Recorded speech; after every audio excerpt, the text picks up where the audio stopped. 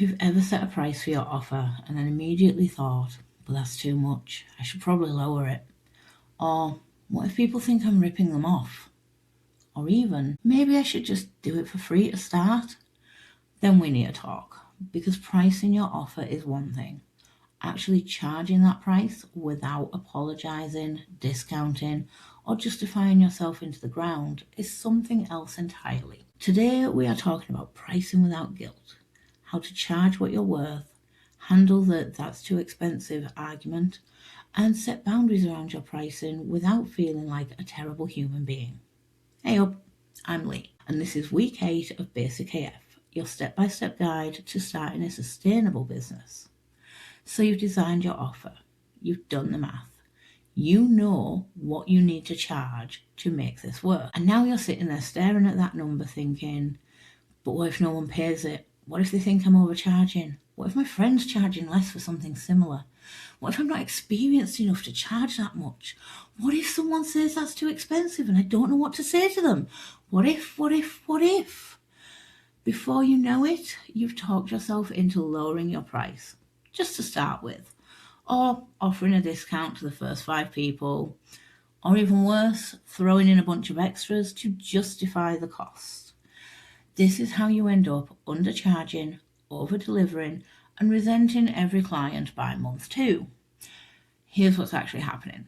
You are letting your discomfort with charging money override the math that tells you this is the price you need to charge to make this work. You're assuming that if somebody says that's too expensive, that it means you're doing something wrong, when actually it might just mean they're not your person. And you're internalizing every bit of online business advice that tells you to add value and over-deliver. Nobody's mentioning that over-delivering kills your profit margins and burns you the fuck out. So let's fix this. Because the price you set in week 7, you remember that? Yeah? That's the price you're charging. Not a discounted version, not the just to start version. That is the actual price. And we're going to talk about how to do that without apologising for existing. Why do we feel guilty about pricing? Let me tell you about Lisa. Lisa makes candles. Beautiful, hand-poured, perfectly scented candles that people absolutely love. She did the math. Materials, time, packaging, shipping, profit margin. The number came out at £18 per candle. And then she listed them for £12.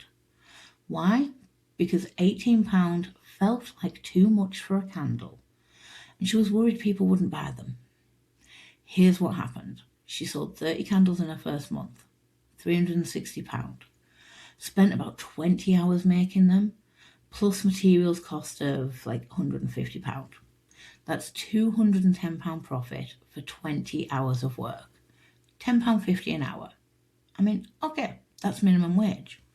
Currently, if she'd have charged the £18, she'd have made £19.50 an hour.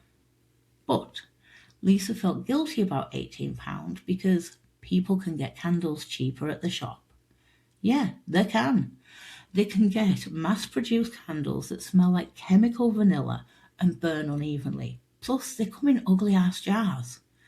Lisa's candles are hand-poured, made with premium wax. They smell incredible, and they come in beautiful packaging. They're not the same product. But Lisa compared her pricing to the cheapest option instead of to the value she was providing.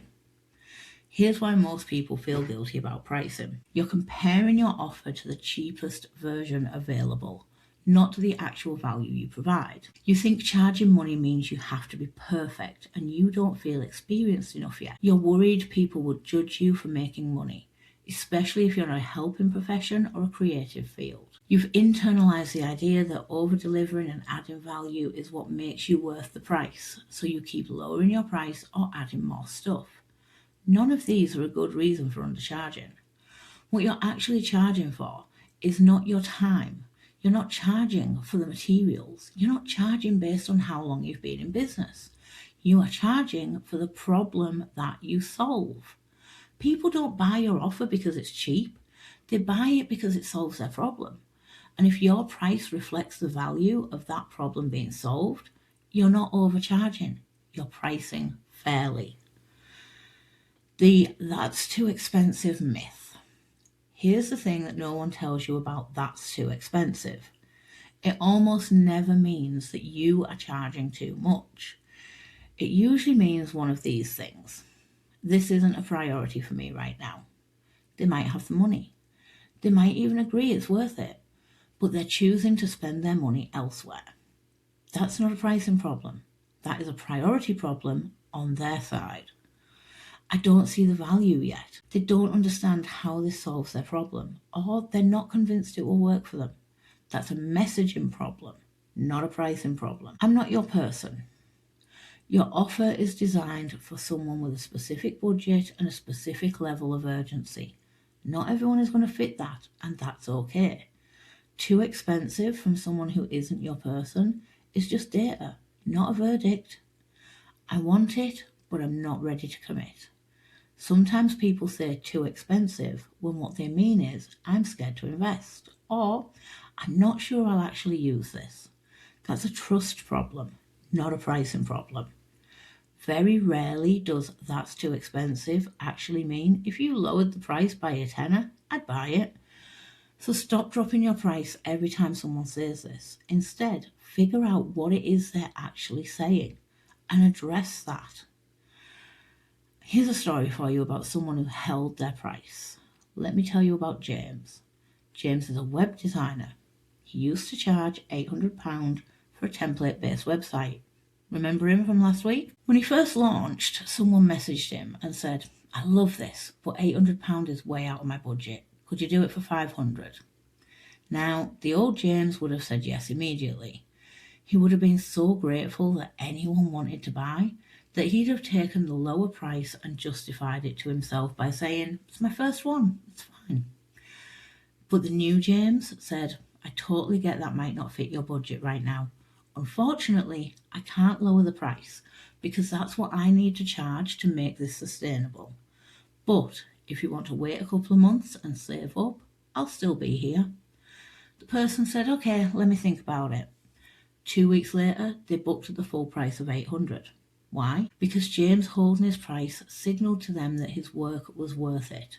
If he'd have dropped to £500, they probably would have wondered why it was so easy to get a discount and whether or not the quality was actually lower. Holding your price isn't about being inflexible or difficult.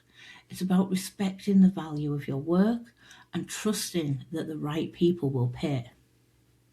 So how should you actually respond to that's too expensive? You don't need a script, but here's a framework. Don't panic and don't immediately offer a discount.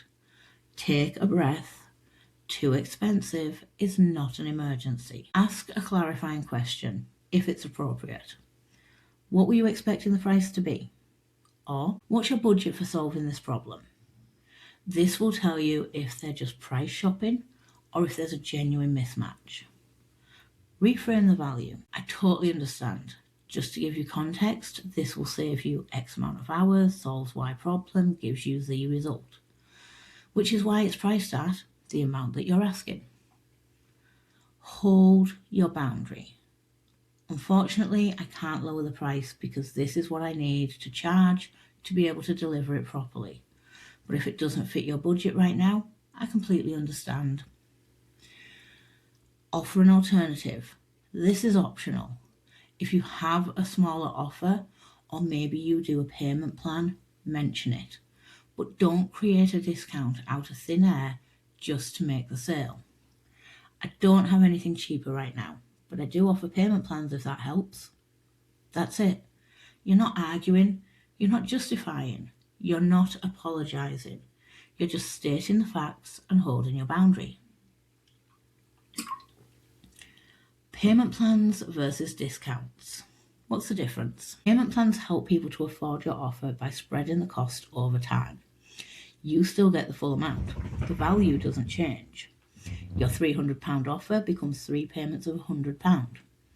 A discount reduces the amount you're paid, usually because you're scared someone won't buy it otherwise. Your £300 offer becomes a £200 offer because they said it was too expensive. Payment plans are fine if you're okay with doing the admin. Discounts are a trap. Every time you discount, you are training people to expect a discount. You're also cutting into your already thin margins and making it harder to hit your income target. If someone genuinely can't afford your offer right now, a payment plan might help. But don't discount just to make the sale. It's not worth it. Boundaries you are allowed to set. You are allowed to charge what you need to charge to make this sustainable. Say no to people who want discounts. Say no to payment plans if they're too much admin for you. Say no to custom work outside of your scope. Say no to working with people who don't respect your pricing. You're allowed to also raise your prices when you're fully booked. Not justify your pricing to anyone. You don't need permission for any of these. These are business decisions, not moral failings. The I'm not experienced enough trap. Here's the thought pattern. I've only been doing this for 6 months, so I should charge less than someone who's been doing it for 5 years, right? Wrong. Your experience level affects how confident you feel, not how much value you provide. If your candles smell amazing and burn beautifully, it doesn't matter if you've been making them for 6 months or 6 years. The customer is still getting the same result. Stop using I'm still learning as a reason to undercharge. You're allowed to charge fairly for the value you provide right now, not the value you'll be providing in 5 years. Pricing isn't static. You can raise it later. You don't have to nail the perfect price on day one and keep it forever. If you're fully booked and turning people away, raise your prices. If your costs go up, raise your prices. If you realize that you underpriced in the beginning, raise your prices for the new clients. You're allowed to change your pricing as you learn what works. This isn't a lifetime contract. The price you set today is the price for today. You can adjust later based on real data, not hypothetical fears. Your capacity reality check. Remember, if you're undercharging, you'll need more clients to hit your income target. More clients equals more time. More time equals less sustainable. It's better to charge appropriately and serve fewer people well than to undercharge and burn out trying to serve everyone. The math has to work. Not just the money math, the time, energy, and sanity math too. Here's what you're doing this week. Write down your price, the one from week 7. No second guessing, that is your price. Practice saying it out loud. The price is X amount. Say it until it doesn't feel weird. Write your response to the that's too expensive argument. Use the framework that I gave you earlier. Have it ready so you don't panic when someone says it. Set one pricing boundary. I don't offer discounts, or I don't do payment plans, or I don't do custom work outside of this scope. Pick one that fits for you and commit to it. Post your price and one pricing boundary in the BBS Saturday thread for week 8. If you're worried it's too high or you're scared to hold it, say that. That's what the community is for. Then go into the Basic AF Week 8 inside BBS for the deeper dive and the worksheet that can help you practice all of this before you need it. Next week, we're building your simple sales page because you need somewhere to send people when they ask, where can I buy this? And I'll just post about it on Instagram. It's not a sales strategy. We're keeping it simple, one page, clear problem, clear solution, clear price, clear CTA. No fancy funnels, no complicated copy formulas, just the basics that actually convert.